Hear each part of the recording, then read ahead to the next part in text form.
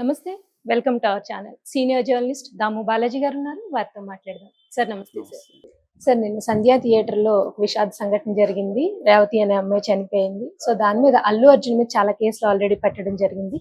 దీని సందర్భంగా cinematography minister Komatireddy Venkatareddy గారు ఒక సంచలనాత్మకమైన నిర్ణయం తీసుకున్నారు. ఏంటంటే బెనిఫిట్ షోస్ ని రద్దు చేయాలి అని. సో దీని గురించి మీరేం చెప్తారు? అదేదంటారు కదా, ఉరుము ఉరిమి మంగళంగా పడింది పాత సామెత. అలాగా అంటే వీళ్ళు చేసిన దానికి అసలు బెనిఫిట్ షోల్నే రద్దు చేస్తున్నాం. అంటే ఇప్పుడు నెక్స్ట్ రాబోయే సినిమా మనకి రామ్ చరణ్ సినిమా ఉంది, గేమ్ చేంజర్ సంక్రాంతికి. బాలకృష్ణ సినిమా ఉంది, సో వెంకటేష్ సినిమా ఉంది. తెలుగులోనే 3 సినిమాలు ఉన్నాయి, తమిళ సినిమాలు కూడా ఉన్నాయి. తమిళ సినిమా పక్కన పెడితే తెలుగు సినిమా మూడింటికి కూడా బెనిఫిట్ షోలు అనేవి ఇంపార్టెంట్. ఎందుకంటే బెనిఫిట్ షోల రూపంలోనే ఒక పుష్ప 2కి 10 కోట్లు కలెక్ట్ అయింది. సో అంటే ఆ 10 కోట్లు ఇప్పుడు రెవెన్యూ పోతుంది కదా మిగతా సినిమాలకి. దీనికి ప్రధాన కారణం చేజేతులారా అల్లు అర్జున్ చేసుకున్న ఇదే అన్నమాట, నష్టమే. ఎందుకంటే మొన్న బెనిఫిట్ షో వేశారు. వేసిన రోజు ఈవినింగ్ సంధ్యా థియేటర్లో ఒక ఫ్యామిలీ వెళ్ళారు. భాస్కర్, రేవతి, వాళ్ళ 2 పిల్లలు శ్రీచేజ్ అండ్ సాన్విక. సో వెళ్ళి వాళ్ళు థియేటర్లో లోవర్ బాల్కనీలో కూర్చొని ఉన్నారు. కూర్చొని ఇంక సినిమా చూద్దాం అనుకుంటుంటే సడన్ గా కలకలం వచ్చింది. ఎంట్రీలో చూస్తే అల్లు అర్జున్ వస్తున్నాడు. అల్లు అర్జున్తో పాటు ఒక 30-40 మంది బౌన్సర్లు కావచ్చు, వాళ్ళ టీం అంతా వచ్చారు. దాంతోపాటు ఒక్కసారిగా ఫ్యాన్స్ వాళ్ళందరూ వచ్చేసారు. సో ఆ క్రౌడ్ అంతా, ఆల్రెడీ సినిమా థియేటర్ ఫుల్ అయింది, ఆ క్రౌడ్ అంతా వచ్చి మీద పడేసరికి జామ్ అయిపోయింది. ఆ జామ్లో ఈమె ఊపిరి తిరగలేదు. ఎందుకంటే ఆక్సిజన్ తగ్గిపోతుంది ఎప్పుడైనా, మనం కార్బన్ డైఆక్సైడ్ రిలీజ్ చేస్తాం కదా. సో క్లోజ్డ్ ప్లేసుల్లో సఫికేషన్ వచ్చేస్తుంది. ఈ సఫికేషన్లో ఈ ఊపిరి ఆడకుండా కింద పడిపోయింది. కొడుకు కూడా కింద పడిపోయాడు. ఈ లోపల ఈ విషయం తెలిసి పోలీసులు క్లియర్ చేసి వీళ్ళని బయటికి తీసుకెళ్ళి ఇదంతా టైము లాగ్ అయిపోయింది. దాంతో ఆమె చనిపోయింది. ఆ బాబు ఇప్పుడు కోమాలో ఉన్నాడు. సో దీని మీద వాళ్ళ భాస్కర్ ఆయన కూడా మాట్లాడాడు. మా బాబు కోసమే మేము సినిమాకి వచ్చాం, మా బాబుని పుష్ప అని పిలిచేవాళ్ళు, మా బాబుకి ఆయన అల్లు అర్జున్ అంటే చాలా ఇష్టం, అందుకనే దీనికి తీసుకొచ్చాము అనేది చెప్పాడు. సో ఇక్కడ వాళ్ళ తప్పు కంటే కూడా క్లియర్గా థియేటర్ తప్పు, అల్లు అర్జున్ తప్పు కనబడుతుంది. ఎందుకంటే మనం ఒక్కసారికి ఇంతమంది మీద పడితే లోపల పరిస్థితి ఏందనేది వాళ్ళు ఆలోచించలేదు. పోలీసులకు కూడా సరిగ్గా ఇన్ఫర్మేషన్ ఇవ్వలేదని డీసీపీ, సెంట్రల్ జోన్ డీసీపీ పోలీసులకు సరైన ముందస్తు సమాచారం ఇవ్వలేదు. పోలీసుల వైపు నుంచి తప్పు లేదని, కానీ పోలీసుల వైపు నుంచి కూడా తప్పు జరుగుతుంది కనిపిస్తుంది. ఎందుకంటే అక్కడ ఆల్రెడీ పోలీసులు సెక్యూరిటీ ఉన్నప్పుడు వాళ్ళు ఆపుండాలి వీళ్ళని. మరి అక్కడ ఏం జరిగిందో మనకి తెలియదు, మనం బయట నుంచి చెప్పడం తప్ప కరెక్ట్గా ఎగ్జాక్ట్గా తెలియదు. వాళ్ళైతే పోలీసులు తప్పు లేదంటున్నారు. అల్లు అర్జున్ది టీంది తప్పు, తర్వాత మేనేజ్మెంట్ది కూడా తప్పు. మేనేజ్మెంట్ ఇలాంటివి అనేక సార్లు చూస్తుంటుంది. చూసినప్పుడు మేనేజ్మెంట్ దీన్ని ఆపుండాలి. ఇలా వెళ్ళడానికి కుదరదు, మీరు ఏదో 4-5 లోపలికి వెళ్ళండి అని చెప్పాలి. లేదు ముందుగానే అన్ని టికెట్లు ఇచ్చి ఉండకూడదు, ఖాళీ చేయించాలి. అంటే ఒక పక్కేమో బెనిఫిట్ షోకి 800 పెట్టి టికెట్లు అమ్ముకోవాలి, మళ్ళీ అల్లు అర్జున్ దాంట్లోకి వస్తే ఆ క్రౌడ్ ఎలా ఉంటుంది. సో ఇది ఎవరు కూడా ప్లానింగ్లో ప్రాబ్లం కనబడుతుంది, ఒక నిర్లక్ష్య ధోరణి కనబడుతుంది.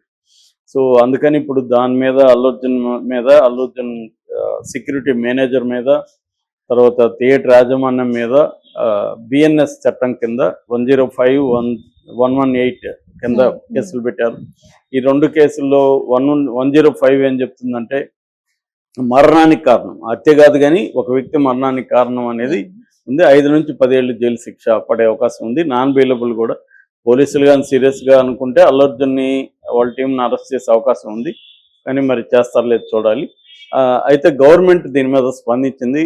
కోమటిరెడ్డి వెంకటరెడ్డి ఆయన సినిమాటోగ్రఫీ మినిస్టర్, ఆయన స్పందించి అసలు బెనిఫిట్ షోల్ని రద్దు చేస్తామని ఆయన ప్రకటించాడు. నిజానికి ఇది బెనిఫిట్ షోల్ని రద్దు చేయడం అనేది పరిష్కారం కాదు. దీని పట్ల జాగ్రత్తలు బెనిఫిట్ షో రద్దు చేస్తే రెగ్యులర్ షోలకు కూడా వెళ్ళొచ్చు కదా ఈయన కావాలనుకుంటే. అది కాదు ఇక్కడ సమస్య.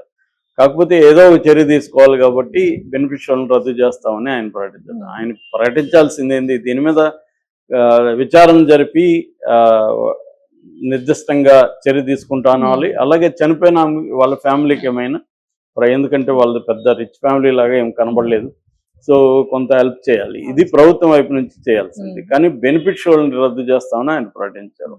అంటే బెనిఫిట్ షోల మీద కూడా విమర్శ ఉంది. ఎందుకంటే ఒకప్పుడు బెనిఫిట్ షోలు అంటే దాంట్లో వచ్చే డబ్బులు ఏదో ఒక సామాజిక సేవా కార్యక్రమాలకి ఖర్చు పెట్టేవాళ్ళు. ఇవాళ అది కూడా అడిషనల్ ఇన్కమ్గా ప్రొడ్యూసర్లు తీసుకోండి. ఎందుకంటే ప్రొడక్షన్ కాస్ట్ విపరీతంగా పెరిగిపోయింది, హీరోల రెమ్యునరేషన్ విపరీతంగా పెరిగిపోయింది. ఇప్పుడు దీనికి 400 చిల్లర కోట్లు అంటున్నారు, ఇందులో 300 కోట్లు ఒక అల్లు అర్జున్కి ఇచ్చేసారు, ఇంకా ప్రొడక్షన్కి అంతా కలిపి 100 కోట్లు ఖర్చు పెట్టారని చెప్తున్నారు.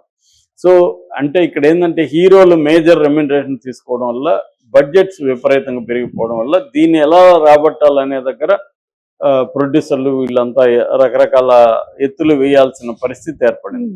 ఇక్కడే గవర్నమెంట్స్ దీన్ని రెగ్యులేట్ చేయాల్సిన అవసరం ఖచ్చితంగా ఉంది. ఎందుకంటే మామూలుగా ఇప్పుడు రామ్ గోపాల్ లాంటి వాళ్ళ లాజిక్ ఏంటంటే ఇష్టం వచ్చిన రేటు పెట్టుకుంటాడు నీకేంటి అని. అలా ఉండదు సమాజంలో. ఇష్టం వచ్చిన రేట్లు పెట్టుకుంటే ఇప్పుడు ఆయన మళ్ళీ విమర్శించాడు అప్పుడు కరోనా వచ్చినప్పుడు. కరోనాలో కూడా వాడు ఇష్టం వచ్చిన రేటు పెట్టుకుంటే నువ్వు కొనుక్కుంటే నిన్నోడు కొనమని అడిగామా అనొచ్చు. 30,000 పెట్టారు రెమ్డెసివిర్ టాబ్లెట్. కాబట్టి దీనికి ఒక మెథడ్ ఉంటుంది. ఈయన అనుకునే లేజర్ థియరీ అనేది సమాజంలో కుదరదు. సో ప్రతిదానికి రెగ్యులేషన్స్ ఉంటాయి, ప్రతి బిజినెస్కి రెగ్యులేషన్స్ ఉంటాయి. ఎందుకంటే దీంట్లో కంపీట్ అవ్వాల్సిన రకరకాల పద్ధతులు, ఇదేమంత ఫెయిర్ బిజినెస్ ఏమి ఉండదు. బిజినెస్ అంటేనే పవర్ను ఉపయోగించుకొని తమకు అనుకూలంగా నిర్ణయాలు కానీ తమకు అనుకూలంగా మ్యానిపులేట్ చేయడం అనేది ప్రతి కంట్రీలో జరుగుతుంది. సో జరిగినప్పుడు దీనికి కొంత రెగ్యులేషన్స్ లేకుండా విచ్చలవిడిగా వదిలేస్తే ఇది ఆటవిక రాజ్యం లాగా మారిపోతుంది. అందుకని రెగ్యులేషన్స్ అవసరం ఖచ్చితంగా. సినిమా కూడా బిజినెస్ అన్నప్పుడు ప్రతి బిజినెస్కి రెగ్యులేషన్స్ ఉంటాయి. ఎందుకంటే ఈ బిజినెస్కి సంబంధించి రాయితీలు గవర్నమెంట్ ఏర్పాటు చేస్తుంది, ఇన్ఫ్రాస్ట్రక్చర్ ఇస్తుంది, థియేటర్లకి రాయితీలు ఉంటాయి. సో అనేక రూపాల్లో వీళ్ళకి ఇస్తారు. ఇప్పుడు అలాగే వీళ్ళు టికెట్ రేట్ పెంచుకోవడానికి దీనికంతా కూడా ఎందుకు ఇవ్వాలి మరి ప్రభుత్వం? మీ ఇష్టం వచ్చినట్టు రెగ్యులర్గా పెంచుకోవడాన్ని వదిలేస్తే. సో ఈ రెగ్యులేషన్ అనేది ఖచ్చితంగా ప్రభుత్వాలు ఇది మన దేశంలోనే కాదు, వరల్డ్ వైడ్. ఈయన అమెరికాలో లేజర్ అనుకుంటారు, అమెరికాలో కూడా అదే. అమెరికాలో కూడా పై స్థాయిలో సోషలిజం ఉంటుందని జిజక్ లాంటి ఫిలాసఫర్లు చెప్తారు. ఎందుకంటే వీళ్ళకి ఏదైనా ప్రాబ్లం వచ్చినప్పుడు వాళ్ళని బయటపడేసింది మళ్ళీ ప్రభుత్వాలు. వాళ్ళ లక్షల కోట్ల బ్యాంకు రుణాలని మాఫీ చేసేది ఎవరు? ప్రభుత్వాలే కదా. ప్రభుత్వ బ్యాంకుల్లోనే కదా లక్షల కోట్లు, వేల కోట్లు మాఫీ చేస్తున్నారు. వాళ్ళకి నష్టాలని వీళ్ళు భరిస్తున్నారు. సో ఆ కంపెనీలకి ఇప్పుడు మనం ల్యాండ్ ఇస్తున్నాము, ఇన్ఫ్రాస్ట్రక్చర్ ఇస్తున్నాము, అన్నీ ఇచ్చినప్పుడు ఆ కంపెనీని ఇష్టం వచ్చినట్టు రేట్లు పెట్టుకుంటా అంటే ఎట్లా కుదురుతుంది? సో అందువల్ల ఇది అంత సింపుల్గా ఉండదు. సింప్లిఫై చేసి చెప్పడం అనేది రాంగ్. అది తమ తెలివి అనుకోనో లేకపోతే చాలా తెలివి అనుకోనో ఇలాంటి లాజిక్లు కొంతమంది మాట్లాడుతుంటారు. వీళ్ళకి ఏంటంటే బేసిక్ ఎకనామిక్స్ తెలియదు అనేది మనకు అర్థమవుతుంది. సో ఆ యాంగిల్లో తీసుకున్నప్పుడు బెనిఫిట్ షోల మీద దెబ్బ వేయడం మంచిదే. ఎందుకంటే 800, 1000 పెట్టి